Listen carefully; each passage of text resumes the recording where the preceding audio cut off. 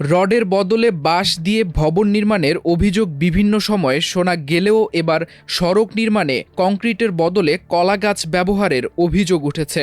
এমন একটি ভিডিও সামাজিক যোগাযোগ মাধ্যমে ব্যাপক ছড়িয়ে পড়েছে।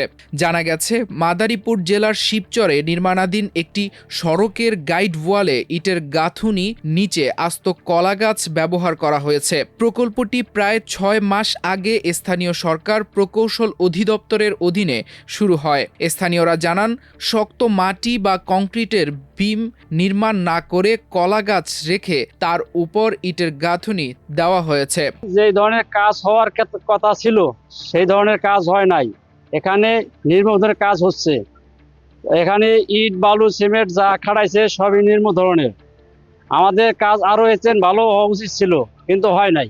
অল্প একটু ঢালাই হইলে ভেজিত, তো ঢালাই আর কি দেয় নাই, ওই ঢালাই বদলে এই কলা গাছ দিয়ে দিছিল। এইটা আবার 3-4 দিন পরে এই এলাকার বাসী দেখছে, দেখার পরে বলছে না এই জায়গায় কলা গাছ দিছো, তোমাদের কন্ট্রাক্টরে ফোন দাও, তো ফোন দেয় নাই।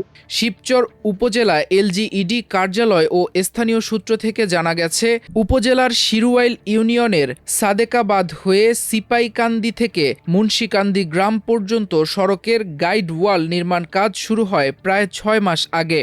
শুরু থেকে নির্মাণ কাজে ধীরগতি দেখা যায়। অভিযোগ রয়েছে, নিম্নমানের নির্মাণ সামগ্রী ব্যবহারের পাশাপাশি মাটির উপর কলাগাছ রেখে তার উপর ইটের গাঁথুনি দিয়ে কাজ চালিয়ে যাচ্ছিলেন ঠিকাদার। এলাকার এই সড়ক দিয়ে কয়েক হাজার মানুষ যাতায়াত করে। গাইডওয়ালের নিচে কলাগাছ দেওয়া হয়েছে, এটা খুবই উদ্বেগজনক। নিম্নমানের মালামালও ব্যবহার করা হয়েছে এমন দাবি স্থানীয়দের। 2 নম্বর জিনিস দিয়া কাজ করতে আছে, সব জিনিস ভেজাল করতে আছে। ভেজাল করলে তো মনে করেন কি হইতে আসে না। এটা হলো সরকারের দিতে আসে ভালোর জন্য, জনগণের জন্য। জানি মজবুত হয়, জনগণও ভালো হয়। এটা সরকারের দেখলেও পছন্দ হবে। আর এটা তো একদিনের জন্য না, রোডঘাট করতে হলে 10 বছর মজবুত থাকতে হবে। শিবচর থানার শিডাল ইউনিয়ন তালতলা মসজিদের সামনে কাজ চলতেছিল, রোডের কাজ, এবং এই সাইডে পিলার এখানে কাজ চলতেছিল। এইখানে দেখি কি আইসা আপনার কলা গাছ দিয়ে উপরে ইট বসাইয়া দিছে। তখন আমি মিস্ত্রিদের বলছি কি তোমরা এইগুলা ফালাইয়া সুন্দর করে কাজটা করো, কিন্তু তারা মাথায় না নেই। পরে দেখি কি এই ইটের উপর দিয়ে কাদা দেয়া ডাকিয়া আপনার ইট টাইনা কাজ করে গেছে। কাজের মধ্যে যেমন কলা গাছ দিয়ে তারপর ইট বসাইছিল, তখন ওটা জানি পরে যেমন ভাঙছে, ভাঙে আবার নতুন করে করতে আছে। ঠিক আছে, এখন নিচে আবার একটু ভালো করে করতে আছে, ঢালাই দিতে আছে।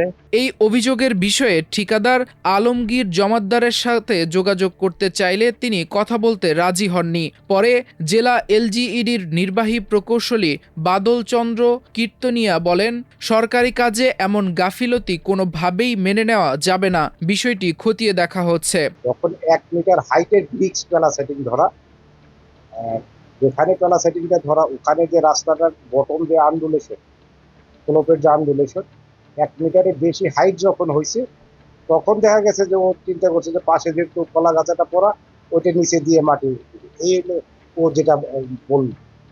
কিন্তু ওইটা তাৎক্ষণিক আমাদের মানে সংশ্লিষ্ট উপসহকারী প্রকৌশলী যখন সাইট ভিজিট করছে ইলেকশনের পরের দিন, তাই সেটা ওই অবস্থা দেখে তাৎক্ষণিক ভাঙ্গার ব্যবস্থা করছে, এবং সেটা ভাঙিয়ে আবার নতুন করে ডিজাইন মোতাবেক করে এখন কোনো সমস্যা নেই।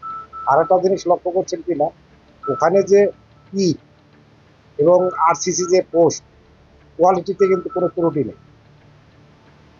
এটা মিস্ত্রির অদক্ষতার কারণে কিন্তু এই সমস্যাটা হয়েছে। এখন ওই ধরনের কোনো সমস্যা নেই।